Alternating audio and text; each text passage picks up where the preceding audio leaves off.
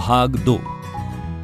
यदि आप पीएम उदय योजना में आवेदन जमा कर चुके हैं तो आइए हमें आगे क्या करना है ये जानते हैं। अब आवेदन की जांच के लिए सबसे पहले आपकी संपत्ति का डीडीए द्वारा फील्ड सर्वे होगा और जैसा कि आपको पिछले वीडियो में बताया था, आपके द्वारा किए गए ऑनलाइन आवेदन की पूर्व समीक्षा की जाएगी। आपको एसएमएस द्वारा एक सूचना प्राप्त होगी जो ये दर्शाएगी कि डीडीए सर्वे टीम सत्यापन के लिए आपके परिसर का दौरा करेगी।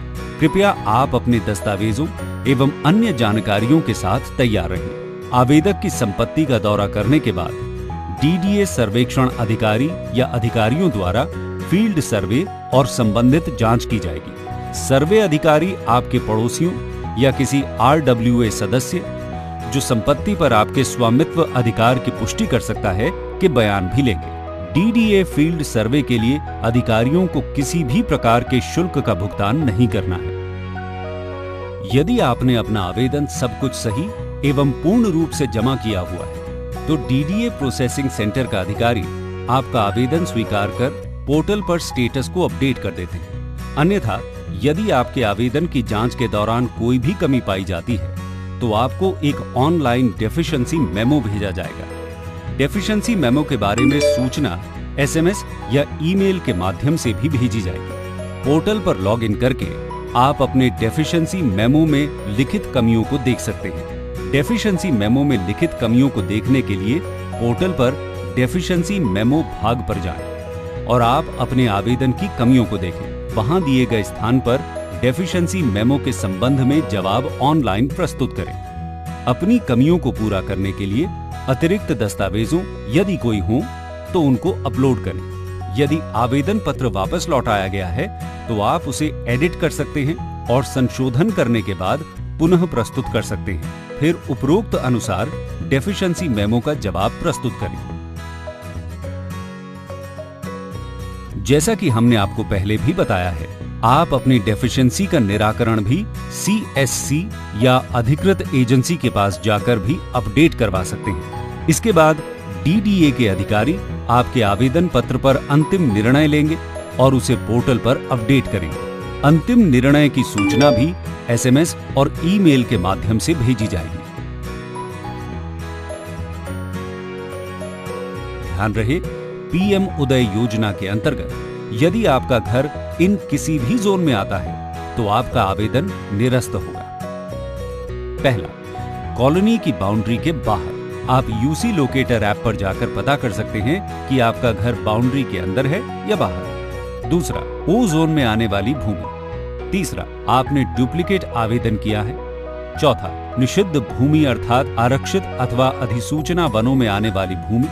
पांचवा, प्राचीन स्मारकों और पुरातत्व स्थलों के अंतर्गत संरक्षित अथवा निषिद्ध क्षेत्र में आने वाली भूमि। छठा, यमुना बाढ़ के मैदानों में आने वाली भूमि। सातवां, मौजूदा सड़कों और मुख्य योजना सड़कों के मार्गाधिकार में आने वाली भूमि। आठवां, हाई टेंशन लाइनों के मार्गाधिकार में आने वाली भूमि। नौवां, दिल्ली के रिज क्षेत्र या जंगल जात में आने वाली भूमि।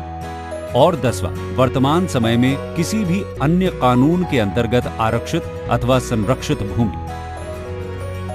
यदि आपका आवेदन पत्र स्वीकार किया जाता है तो पोर्टल पर आपके द्वारा भुगतान किए जाने वाले प्रभार या शुल्क को दर्शाया जाएगा। अगले चरण में आपको शुल्क का भुगतान करना होगा।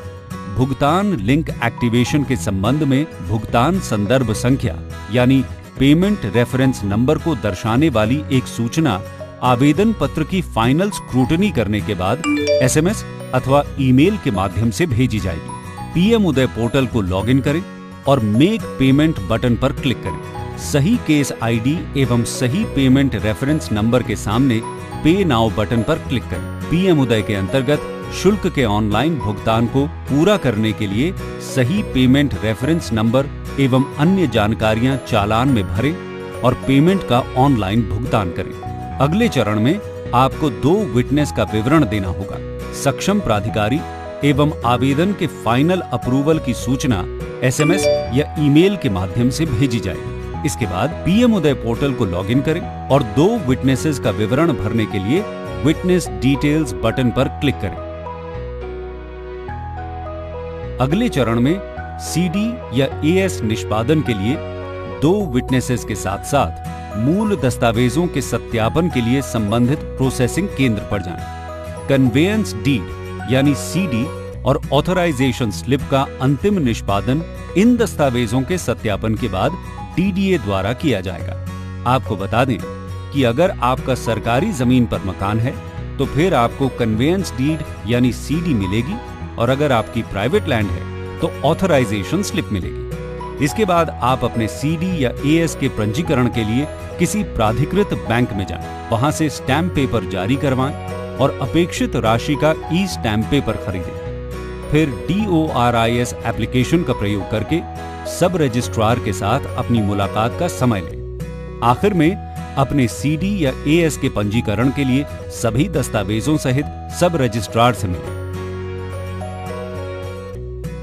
यहां आपका प्रधानमंत्री उदय योजना के लिए आवेदन का प्रोसेस समाप्त होता है। अगर आप और क्लैरिटी चाहते हैं, आप डीडीए की वेबसाइट पर जाके पीएम उदय सेल पर क्लिक करके एप्लीकेशन पोर्टल पर जाकर हमारे इंस्ट्रक्शंस भी पढ़ सकते हैं।